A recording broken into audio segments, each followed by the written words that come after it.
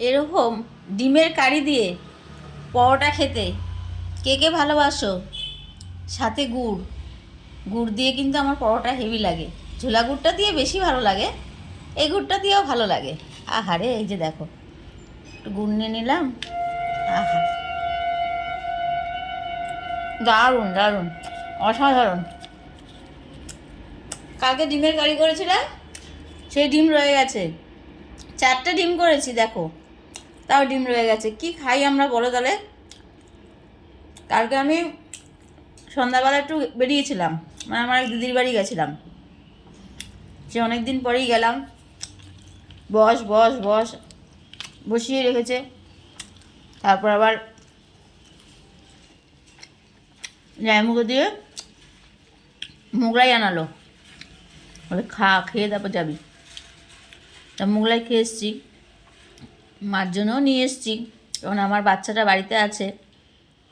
আমি আগাগোড়াই, আমার মেয়ের যখন বিয়ে হয়নি, মেয়ে ছিল, মা ছিল, আমি খেলে ওদের জন্য খাবার নিয়ে আসবো, বা কিছু খেলে কিনে নিয়ে বাড়ি এসে খাবো সবাই মিলে। ওই একা খাবো খেলেই আমার ওদের কথা মনে পড়ে। আমি শুধু না, সব মারই এটা হয়, সন্তানকে ছেড়ে খেতে পারে না, কিন্তু মেয়েকে তো সবসময় ডাকা সম্ভব না।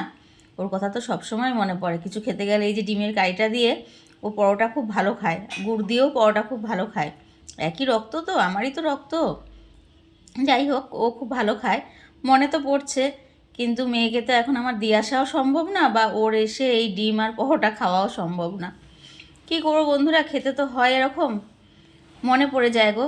ভালোবাসার মানুষরা যা ভালো খায়, সেই খাবারটা খেতে গেলে না তাদের কথা মনে পড়ে যায়।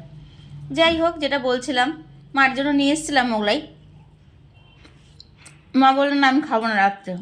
আগে একদিন না রোল খেয়ে মার খুব শরীর খারাপ হয়েছিল রাতের দিকে, বয়স হয়েছে তো। আর আমার দাদা সবসময় আমাকে বকে যে রাত্রিবেলা মাকে ভারী খাবার এসব দিবি না, একদম হালকা কিছু খাবে, ঠিক আছে। মানে এর আগে একবার রাত্রিবেলা খেয়ে মার স্ট্রোক হয়ে গেছিলো। মা নিজে থেকেই বলছে আমি খাবো না, ভাতই খাবো। অর্ধেক ডিম দিয়ে ভাত খেয়েছে, আমি আর খাইনি, আমি খেয়ে এসেছি বলে। তাই ডিমের কষাটা রয়েছে, তাই একটুখানি পরোটা বানালাম। মাকে বললাম তুমি ডিম কষা দিয়ে খেয়ে নাও। মা বলছে না, আমি এখন একটু খাবো না, সকালবেলা আমি চা দিয়ে আর গুড় দিয়ে খেয়ে নেবো। মা চা দিয়ে গুড় দিয়ে খেয়ে নিয়েছে, আর আমি একটা ডিম নিয়ে বসেছি। হেভি লাগে এরকম ডিম কষা, আর হয়েছেও দারুণ। নিজের প্রশংসা নিজেই করি, মিথ্যা কথা বলবো না বন্ধুরা, এটা অহংকার না। আমার নিজের রান্না আমি নিজেই ভালো খাই, তা যেটা খেতে ইচ্ছা করে নিজে বানাই, বানিয়ে খেয়ে নিই।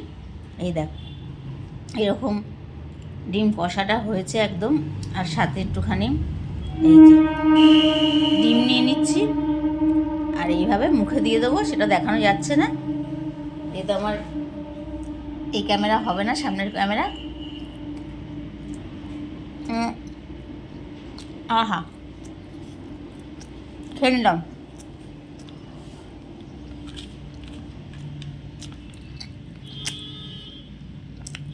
অসাধারণ হয়েছে ডিম কারিটা। যে যে খাবে চলে আসো আমার বাড়িতে, আমি রান্না করে খাওয়াবো। আমি বাঙাল তো, আমি যেমন খেতেও ভালোবাসি ভালো মন্দ, খাওয়াতেও মানুষকে ভালোবাসি। আমাদের কাছে যদি কেউ খেতে চায়, আমরা খুব আনন্দ পাই, রান্না করে খাওয়াতে খুব ভালো লাগে তাকে। এই দেখো,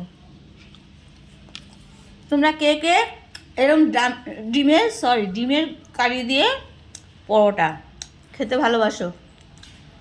কথা বলতে বলতে না একটা এদিক ওদিক হয়ে যায়, কারণ খাওয়ার দিকে মনটা রয়েছে তো। খাওয়ার সময় ভিডিও করাটা না খুব চাপের, যারা খেতে ভালোবাসে। খাবো না, কথা বলবো, এরকম একটা ব্যাপার হয়ে যায়, মানে মনটা পড়ে থাকে খাওয়ার দিকে, বুঝতে পারলে তো?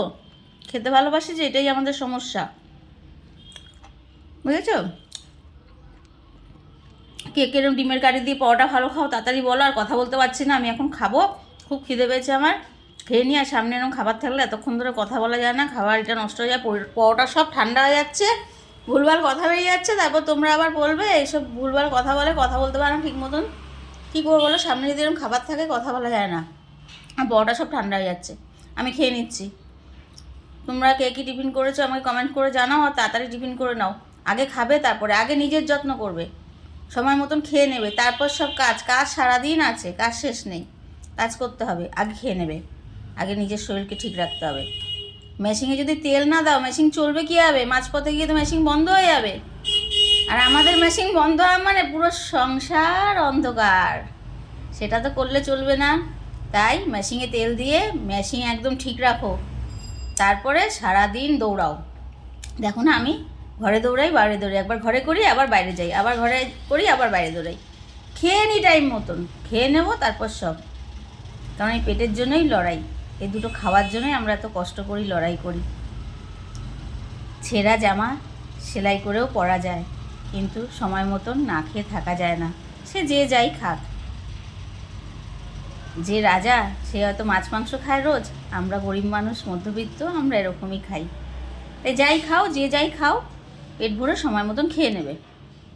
কথা বললে অনেক কথা হয়েছে, আমার পরোটা পুরো ঠান্ডা হয়ে গেল, আর আমি কথা বলতে পারছি না। হ্যাঁ, আমি খেয়ে নিই, তোমরাও খেয়ে নাও। আমাকে জানিও কিন্তু ডিমের কারি দিয়ে পরোটা কে কে ভালো খাও।